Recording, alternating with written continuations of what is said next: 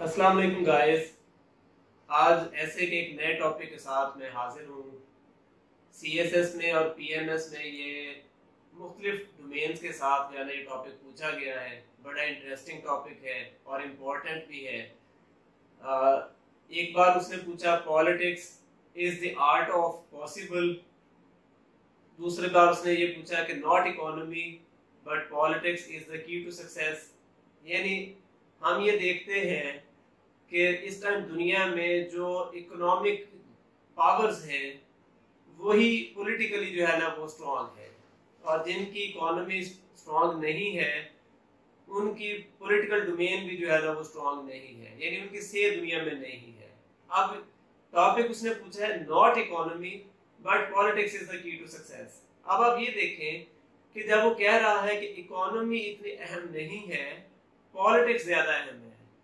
जिन countries की आज economy strong है उसके बैकड्रॉप में अगर हम जाएं तो पॉलिटिक्स ही थी जिसने वो इकोनॉमिक पॉलिसी को डिवाइस किया। यानी ये कोई मशरूम नहीं है कि खुद ब खुद जो है ना वो इकोनॉमी स्ट्रांग हो जाती है। अब पाकिस्तान के अंदर हम देख लेते हैं तो हमारी इकोनॉमी स्ट्रांग नहीं है। उसकी वजह क्या है? उसकी वजह हमारे बैकड्रॉप पे पॉलिटिकल पॉलिसी मेकिंग है कि वो इतनी अच्छी नहीं रही। जिन मुल्कों में पॉलिटिकल डोमेन्स अच्छी रही हैं, पॉलिटिकल कल्चर अच्छा रहा है, पॉलिटिकल लीडरशिप उनको अच्छी मिली है, वहां पे उनकी इकोनॉमी भी जो है ना वो फिर फेज बाय फेज जो है ना वो स्ट्रांग होती चली गई। तो मतलब क्या हुआ कि ये स्टेटमेंट सच्ची है कि इकोनॉमी नहीं पॉलिटिक्स है जो की टू सक्सेस है। तो इसी तरीके से दूसरी जो स्टेटमेंट है politics is the art of possible, कि जो भी पॉलिटिकल डोमेन है उसके सामने इम्पॉसिबिलिटीज नहीं है, यानी नामुमकिनात नहीं है। ये पॉलिटिशियंस ही है, पॉलिटिकल लीडरशिप ही है जिन्होंने ह्यूमन हिस्ट्री को यहाँ तक पहुँचाया है। तो मतलब क्या हुआ कि ह्यूमन लाइफ में जितने भी प्रॉब्लम्स हैं उनको अगर कोई सॉल्व कर सकता है तो वो पॉलिटिकल लीडरशिप है, यानी पॉलिटिकल डिसीजन मेकिंग जो है ना वो इम्पोर्टेंट है। अल्टीमेटली पॉलिटिक्स इम्पोर्टेंट है। तो हम जब इस चीज को जस्टिफाई करेंगे, इन्हीं पॉइंट्स को हम साबित करेंगे कि वाकई जो पॉलिटिक्स है वो इम्पोर्टेंट है, वो जो है ना वो मामलात को हल करती है, यानी इकोनॉमी से ज्यादा स्ट्रॉन्ग है। और ये चीज हमने साबित करनी है। वो पॉइंट ऑफ व्यू मैंने एक दिया आपको कि इकोनॉमी ये पॉलिटिशियंस ही जो है ना वो डिवाइस करते हैं इकोनॉमिक पॉलिसीज भी। अब इंट्रोडक्शन के बाद हम अपने पहले डोमेन को डिस्क्राइब करेंगे, यानी थ्योरी क्या है कि पॉलिटिक्स जो है वो इम्पोर्टेंट है। थ्योरी क्या है कि इकोनॉमी नहीं पॉलिटिक्स जो है ना वो की टू सक्सेस है। तो आपकी पहली जो डोमेन होगी, जो थ्योरी है, इसको जस्टिफाई करने के लिए कि कैसे पॉलिटिक्स जो है वो इम्पोर्टेंट है। यानी जब हमने इस चीज को मान लिया कि वाकई इम्पोर्टेंट है तो फिर हमें बताना पड़ेगा कि कौन से मसाइल को हल करने के लिए पॉलिटिक्स ने ज्यादा रोल प्ले किया है। तो हमारी पहली डोमेन ये बनेगी। इसमें हम पॉइंट्स में साबित करेंगे और फिर हम एग्जांपल्स दे देंगे कि कैसे या किन ममालिक के अंदर ये जो है ना वो फिनोमिनन वो हुआ है। मतलब है कि एक मुल्क जिसके अंदर ये सारे मामला हल हुए हों और वो हमारे सामने एग्जांपल मौजूद है, 1 2 3 जितने भी ममालिक हो आप वो शेयर कर सकते हैं। फिर उसके बाद इसे आप इस थ्योरी को पाकिस्तान में अप्लाई कर देंगे और फिर आप रिकमेंडेशन दे देंगे कि पाकिस्तान के अंदर पॉलिटिकल डोमेन्स को, पॉलिटिकल पैराडाइम्स को कैसे इंप्रूव किया जा सकता है, कैसे अच्छा बनाया जा सकता है। तो सबसे पहले हम अगर पॉइंट को देखते हैं तो इकोनॉमिक इंटीग्रेशन जो है ना वो ये पॉलिटिशियंस ही करते हैं, यानी इकोनॉमिक पॉलिसी मेकिंग जो है। आप ये देखें ना कि इस टाइम की जो पाकिस्तान की गवर्नमेंट है उसके अंदर जो इकोनॉमिक पॉलिसी मेकिंग है वो प्राइम मिनिस्टर ने जो है ना करनी है। उसने एक टीम जो है ना वो करनी है, सिलेक्ट करनी है, उस टीम ने उसे असिस्ट करना है, यानी यकीनी तौर पे इकोनॉमिक एक्सपर्ट्स ने करना है। लेकिन लीडरशिप जो है ना वो प्रोवाइड करती है उन्हें एक फोरम कि आपने किस तरह की वो गाइडलाइंस प्रोवाइड करती है कि किस तरह की जो है ना वो इकोनॉमिक पॉलिसी मेकिंग होनी है। तो पहला पॉइंट ये आ गया कि पॉलिटिक्स है जो इकोनॉमिक इंटीग्रेशन करती है। फिर इसी तरीके से आप देख लें कि टाइम टू टाइम दुनिया में बहुत सारे इश्यूज जो है ना इमर्ज करते रहते हैं, बहुत सारे जो है ना वो क्राइसिस इमर्ज करते रहते हैं। ये पॉलिटिकल लीडरशिप ही होती है, यानी अगेन पॉलिटिक्स है जो इन्वॉल्व होती है और एमिकेबल सॉल्यूशंस जो है ना उसके लिए ढूंढे जाते हैं। यानी आप मामलात देख लें, आप टेररिज्म के हवाले से देख लें, नेशन स्टेट्स के जो है ना बनने के हवाले से देखें, वॉर्स के अंदर डायलॉग मैकेनिज्म को प्रमोट करने के हवाले से देखें, तो ये सारे के सारे पॉइंट्स जो है वो किसने करने हैं? पॉलिटिकल लीडरशिप ने करने हैं, यानी अल्टीमेटली पॉलिटिक्स इन्वॉल्व हो रही है। फिर इसी तरीके से आप देख लें नेशनल इंटीग्रेशन, कि कौम को मुत्तहिद रखना है, कौम को आगे लेकर चलना है, उनके लिए जो है ना वो वे फॉरवर्ड ढूंढना है, तो अगेन पॉलिटिकल लीडरशिप है जो लोगों को इकट्ठा करती है, जो एक यूनिफाइंग फोर्स के तौर पर यूज होती है। और जिन मुल्कों में ये बतौर यूनिफाइंग फोर्स है वो वाकई आगे निकल गए हैं, और जिनके अंदर ये डिवाइडिंग जो है ना वो एक फोर्स है, यानी डिवाइसिव जो है ना वो एक फैक्टर बन जाती है, वहां पे प्रोग्रेस नहीं होती, वहां पे तरक्की नहीं होती। तो मतलब क्या हुआ कि जो ये पॉलिटिशियंस ही हैं, ये पॉलिटिक्स ही है जो नेशनल इंटीग्रेशन को जो है ना वो सपोर्ट करती है, स्ट्रेंथन करती है, उस कंट्री के अंदर जो है ना वो एंश्योर करती है नेशनल इंटीग्रेशन को, यूनिटी को। फिर इसी तरीके से एक और पॉइंट वो ये आ जाता है कि आप हेल्थ की जो है ना पेंडेमिक्स देख लें जैसे आजकल है, तो अगेन पॉलिटिकल लीडरशिप जो है ना रोल प्ले कर रही है, यानी आपके हेल्थ एक्सपर्ट्स जो हैं उनके बैकग्राउंड में पॉलिटिकल लीडरशिप जो है ना मौजूद है। फिर इसी तरीके से आप देख लें क्लाइमेट चेंज के हवाले से, तो दुनिया के अंदर जो भी क्लाइमेट चेंज के ऊपर डिस्कशंस हो रही हैं, वो क्लाइमेटोलॉजिस्ट जो हैं उनसे बढ़कर जो पॉलिटिकल लीडरशिप है वो रोल प्ले करती है। यानी अगर इमरान खान जो है वो यूनाइटेड नेशंस में जाके बात करता है तो वो क्लाइमेट चेंज के हवाले से बात करता है, अगर वो बात करता है तो इस्लामोफोबिया के हवाले से, यानी हर फील्ड के लोग मौजूद होते हैं, रिलीजन के भी हैं, इकोनॉमिक एक्सपर्ट्स भी हैं, इसी तरीके से सोशल एलीट भी क्लासेस होती हैं, आइडियोलॉजिकल जो है ना वो भी फैक्टर्स होते हैं, लेकिन इन सब को जो लीड कर रहे होते हैं वो पॉलिटिक्स होती है, वो पॉलिटिकल लीडरशिप होती है। तो ये जो इश्यूज होते हैं जो टाइम टू टाइम जो इमर्ज करते हैं, क्लाइमेट चेंज के हवाले से देख लें, हेल्थ पेंडेमिक्स के हवाले से देख लें, तो अल्टीमेटली ये पॉलिटिकल लीडरशिप ही है जो वहाँ पे रोल प्ले करती है और उनको मामला को हल करने के लिए जो है ना आगे चलती है। फिर इसी तरीके से आप देख लें कि एक ग्लोबल और बहुत बड़ा चैलेंज था, वो था टेररिज्म का, यानी वॉर ऑन टेरर में दुनिया सारी ने मिलकर मामला को हल किया। दुनिया यानी एक रीजनल ये इशू था, उस रीजनल से ये इंटरनेशनल इशू हुआ और ये इंटरनेशनल पॉलिटिक्स फिर इन्वॉल्व हुई। इंटरनेशनल जो लीडरशिप थी उसने जो है ना वो कंसेंसस डेवलपमेंट की, लोगों को ये चीज बताई कि हमें सबसे ज्यादा नुकसान इस टाइम जो है इंसानियत को वो टेररिज्म से है। तो ये जो टेररिज्म है इसके जीनी को काउंटर करने के लिए पॉलिटिकल लीडरशिप का किरदार फिर बहुत ज्यादा अहम हुआ। पाकिस्तान के अंदर भी हम देखते हैं तो नेशनल एक्शन प्लान भी अगेन पॉलिटिकल लीडरशिप ने ही डिवाइस किया। वो फिर पॉलिटिकल डिसीजन मेकिंग जो है वो आज हम पाकिस्तान के अंदर बाइज्जत तरीके से, महफूज तरीके से जो है ना वो रह रहे हैं। तो इसका मतलब ये हुआ कि पॉलिटिकल लीडरशिप जो है वो डिसीजन मेकिंग करती है और जो नामुमकिनात चीजें होती हैं उनको भी मुमकिन बना देती है, और यही की टू सक्सेस है। फिर एक और बहुत ही इम्पोर्टेंट चीज वो ये है कि जो एवोल्यूशन हुई है इंटरनेशनल लॉ की, यानी इंटरनेशनल लॉ में आपने दूसरे मुल्कों के साथ ताल्लुकात कैसे रखने हैं, ट्रेड कैसे इन्वॉल्व होगी, जो लॉ ऑफ सीज है वो क्या होगा, यूनाइटेड नेशंस का किरदार क्या होगा, ये सारे जो है ना ये जो एवोल्यूशन हुई है ये पॉलिटिकल एक एंटिटी बन जाती है। यानी पॉलिटिकल लीडरशिप इन्वॉल्व हुई कि स्टेट अफेयर्स को कैसे चलाना है, इंटरनेशनल कम्युनिटी के साथ कैसे रन करना है, जो मेजर चैलेंजेस हैं ह्यूमैनिटी को उनको कैसे काउंटर करना है।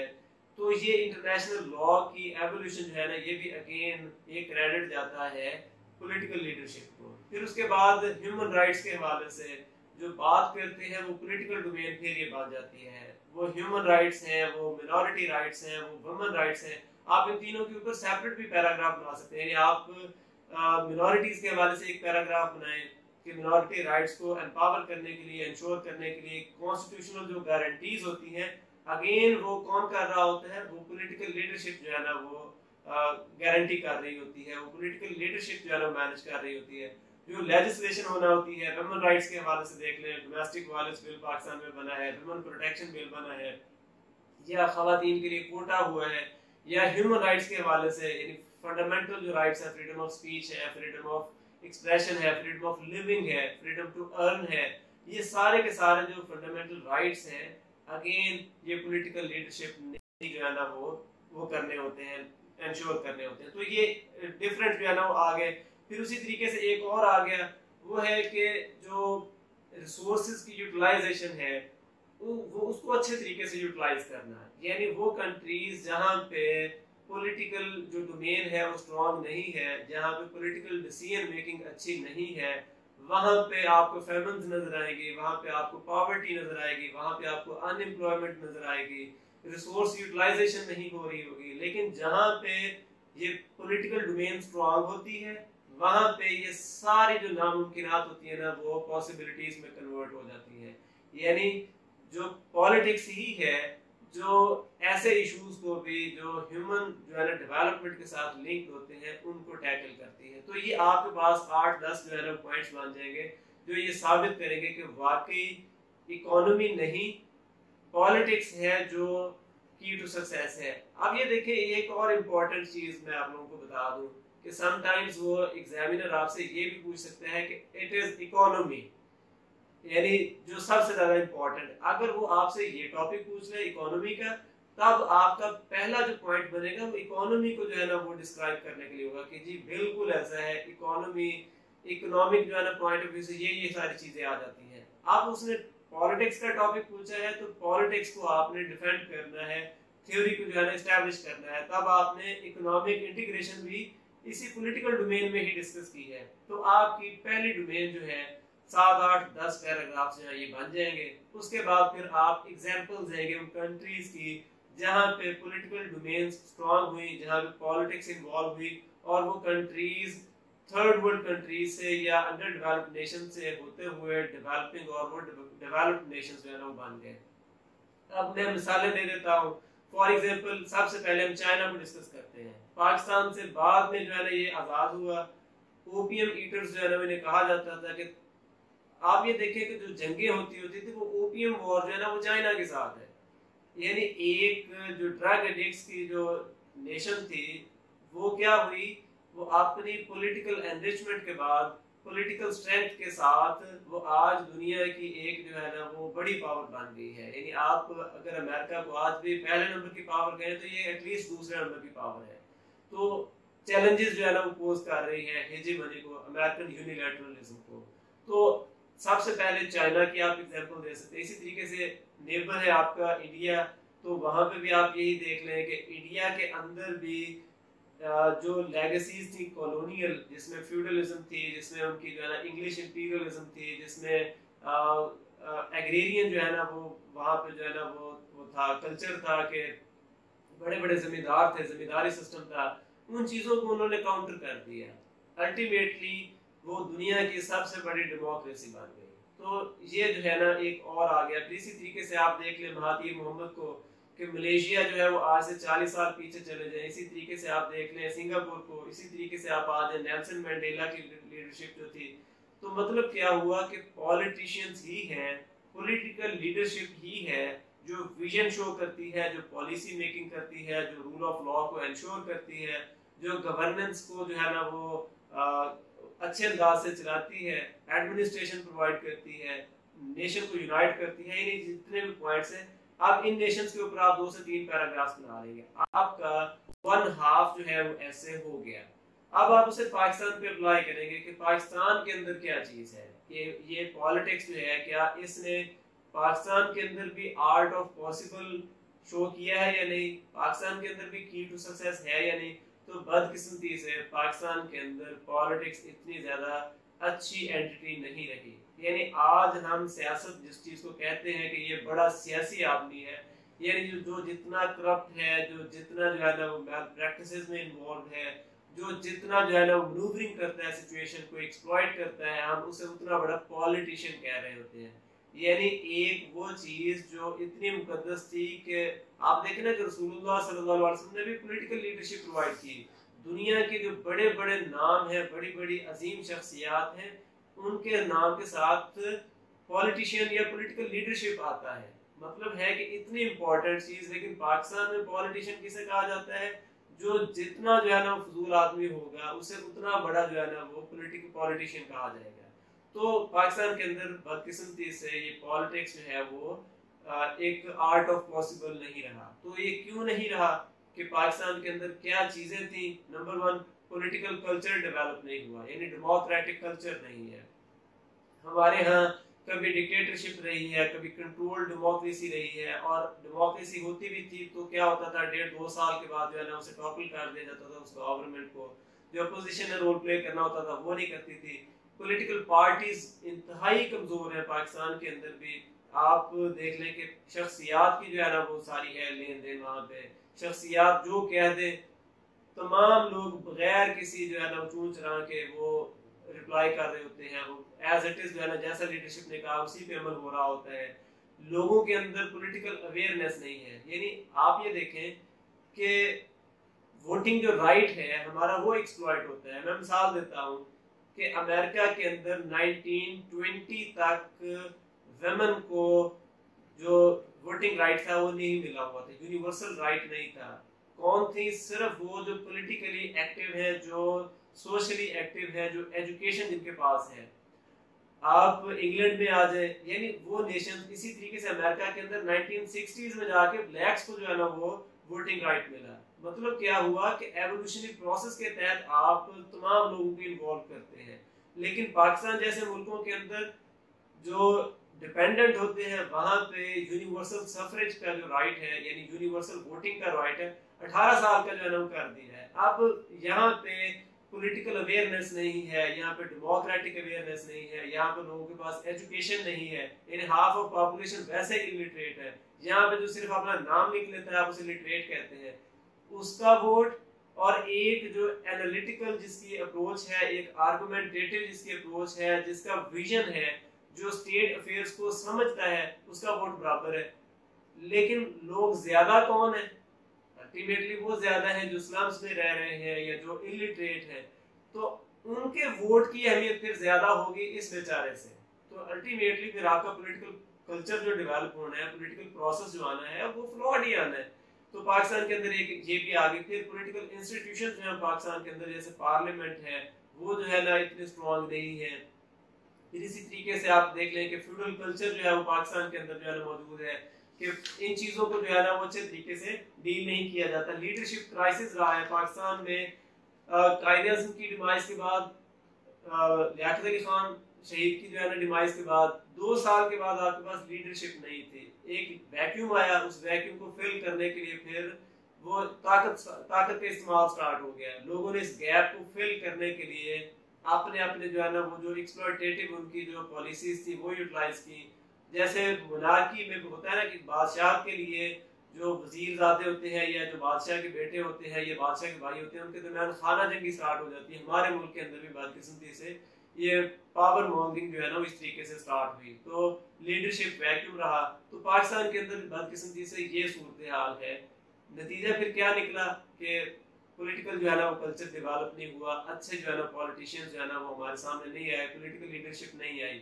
तो फिर हम इस पॉलिटिक्स को एक मुकद्दस जो है वो एंटिटी कैसे बना सकते हैं, हम कैसे जो है ना इसे स्ट्रॉन्ग कर सकते हैं इस पॉलिटिकल डोमेन को, ताकि ये पाकिस्तान के लिए भी आर्ट ऑफ पॉसिबल साबित हो सके, पाकिस्तान के लिए भी की टू सक्सेस हो सके। तो सबसे पहले आप क्या करें? सबसे पहले आप पॉलिटिकल एजुकेशन प्रोवाइड करें लोगों को, यानी उन्हें पता हो कि स्टेट में चल क्या रहा है, स्टेट अफेयर्स जो है वो रन कैसे हो रहे हैं, पॉलिसी मेकिंग जो है ना वो इंक्लूसिव है या नहीं, उन्हें डिसीजन मेकिंग में रोल प्ले करने दिया जा रहा है या नहीं, जो डेमोक्रेसी आ रही है उस डेमोक्रेसी में वो वॉच डॉग के तौर पर जो है ना अपना रोल प्ले करें। तो सबसे पहले तो आप पॉलिटिकल कल्चर को जो है ना डेवलप करें, आप लोगों को डेमोक्रेसी की तरफ लेके आए, आप फिर अपने इंस्टीट्यूशन को स्ट्रॉन्ग करें, उन्हें डेमोक्रेटाइज करें, यानी पर्सनैलिटीज की जो है ना वहाँ पे स्ट्रेंथ नहीं होनी चाहिए, वहाँ पे इंस्टीट्यूशन की स्ट्रेंथ होनी चाहिए। यानी ये नहीं है कि एक पार्टी का जो लीडर है उसने कह दिया कि जी वोट फलां को दे दे तो पूरी पार्टी ने उसी को वोट दे दिया है, या अगर वो कह दे कि जी मैंने नेशनल पॉलिसी ये बनानी है तो पूरे लोग जो है ना वही कह दें। तो एक अपोजिशन का रोल भी बड़ा अहम होता है उस पार्टी के अंदर भी, इंट्रा पार्टी भी। तो ये चीज जो है ना वो देखनी पड़ेगी। फिर साथ में पाकिस्तान के अंदर पॉलिटिकल पार्टीज के अंदर भी डेमोक्रेसी को लेके आना पड़ेगा, यानी जो फ्यूडल लॉर्ड्स हैं या जो बड़ी लीडरशिप है वो भी फ्यूडल लॉर्ड एक तरह की बनी हुई है, उनको जो है ना वो आपको उनके अंदर डेमोक्रेटिक जो है ना वो नॉर्म्स लेके आना पड़ेंगे। यानी एक कल का जो है नौजवान होता है या नौजवान मेल है या फीमेल है, उसके सामने 40-40 साल के 50-50 साल के जो है ना सीजन पॉलिटिशियन जो है ना उसके सामने सरेंडर करते हैं। क्यों? कि जी उसके पास पॉलिटिकल बैकिंग है, वो जो है ना डायनेस्टिक पॉलिटिक्स है पाकिस्तान के अंदर, यानी डायनेस्टीज बनी हुई है, दादा था फिर अब्बा आ गया, फिर जो है ना उसका बेटा आ गया, फिर उसका बेटा आ गया, तो ये रिश्तेदारियां चल रही हैं। तो ये डायनेस्टिसिज्म जो है ना ये भी पाकिस्तान के अंदर खत्म होनी चाहिए, फ्यूडलिज्म को अबॉलिश होना चाहिए। फिर इसी तरीके से मीडिया का बड़ा अहम किरदार हो जाता है कि मीडिया ने पॉलिटिशियंस को बहुत हद तक गंदा शो किया है, उनकी अच्छी चीजें भी समटाइम्स इग्नोर कर देता है। जारी बात है टीआरपी रेटिंग्स का जो है ना मामला होता है, समटाइम्स जो है ना वो एजेंडाज होते हैं। तो पॉलिटिक्स के हवाले से वो मीडिया को भी जो है ना रोल प्ले करना पड़ेगा कि पॉलिटिशियंस को या पॉलिटिकल लीडरशिप को जो है ना वो एक स्पेस दे, और ताकि वो इवॉल्व कर सके और फिर आगे जो है ना वो उनके एजेंडाज को यानी स्टेट के जो एजेंडाज हैं उन्हें स्ट्रेंथन कर सके। आप अच्छी इंटरनेशनल पॉलिसी मेकिंग नए नेशनल रिसोर्सेज पे यूटिलाइज करने के लिए, यानी ये पॉलिटिशियंस ही हैं जो रोल प्ले करते हैं। फिर एक और बहुत इंपॉर्टेंट आ जाती है वो free and fair election. Pakistan के अंदर इलेक्शंस होते बाद में है, रौला पहले पड़ जाता है, यानी इवन इलेक्शन से पहले प्री पोल रिगिंग की जो है ना बातें स्टार्ट हो जाती हैं। आप फ्री एंड फेयर इलेक्शंस को जो है ना वो इंश्योर करें, तो उसके लिए इलेक्शन कमीशन का स्ट्रांग होना बहुत जरूरी है। जो कॉन्स्टिट्यूशनल गारंटीज हैं, कॉन्स्टिट्यूशनल गार्ड्स हैं फ्री एंड फेयर इलेक्शन के लिए, वो जो है ना वो इंश्योर होने चाहिए, यानी प्रॉपर लेजिस्लेशन भी हो और वो इम्प्लीमेंटेशन भी हो। नतीजा क्या निकलेगा कि फ्री एंड फेयर इलेक्शंस होने के साथ ही जो पॉलिटिशियंस हैं उनका मोरल अप हो जाएगा, कोई उन्हें जो है ना डिस्करेज नहीं करेगा, डिस्क्रेडिट नहीं करेगा उस इलेक्शन को, तो उनकी से जो है ना वो नेशनल डोमेन्स में भी बढ़ जाएगी और इंटरनेशनल अफेयर्स में भी जो है ना उनकी बढ़ जाएगी। फिर इसी तरीके से आप देखें कि वो है कंसेंसस डेवलपमेंट करना, कि नेशनल इंटीग्रेशन करना। वो कंसेंसस डेवलपमेंट क्या होगी कि बहुत सारे ऐसे मैटर्स जो पॉलिटिकल लीडरशिप आज तक उनके ऊपर कंसेंसस नहीं डेवलप कर सकी, जैसे आप देख लें डैम्स का बनना है या नेशनल एक्शन प्लान था, तो इनको जो है ना वो कंसेंसस डेवलपमेंट की तरफ आना चाहिए, लोगों को जो है ना वो इकट्ठे लेकर चलना चाहिए, नेशनल इंटीग्रेशन की तरफ जो है ना लोगों को लेकर आना चाहिए, ना कि उन्हें डिवाइड करें। फिर इसी तरीके से जो अवेलेबल लॉज होते हैं उन लॉज को लेटर एंड स्पिरिट में जो है ना वो इम्प्लीमेंट किया जाए। जो लॉज अवेलेबल नहीं है ह्यूमन राइट्स के हवाले से या ह्यूमन राइट्स के हवाले से या मिनॉरिटी राइट्स के हवाले से, वो लेजिस्लेशन होनी चाहिए। इस हवाले से फिर पार्लियामेंट का किरदार जो है ना बड़ा अहम हो जाता है। पार्लियामेंट जो है ना वो एक पॉलिटिकल एंटिटी है, तो ये जो है ना डोमेन्स आ जाती है। फिर इसी तरीके से आप देख लें, हाँ एक और बड़ी इंपॉर्टेंट चीज उसके हो रही थी कि आप अपने मुल्क के अंदर स्ट्रॉन्ग लोकल गवर्नमेंट्स को जो है ना वो लाजमी कर दें कि जो मर्जी हो जाए मुल्क के अंदर। जैसे सेनेट जो है वो एक परमानेंट इदारा है, वैसे ही लोकल गवर्नमेंट्स भी जो है ना परमानेंट इदारा हो। यानी दुनिया के अंदर जो मेयर्स होते हैं, जो लोकल गवर्नमेंट के नुमाइंदे होते हैं, वो सिटीज को अपने अंदाज से रन करते हैं और जो लोकल रिसोर्सेज होते हैं उनको यूटिलाइज करते हैं, उनके लिए जो है ना लोकल डेवलपमेंट करते हैं।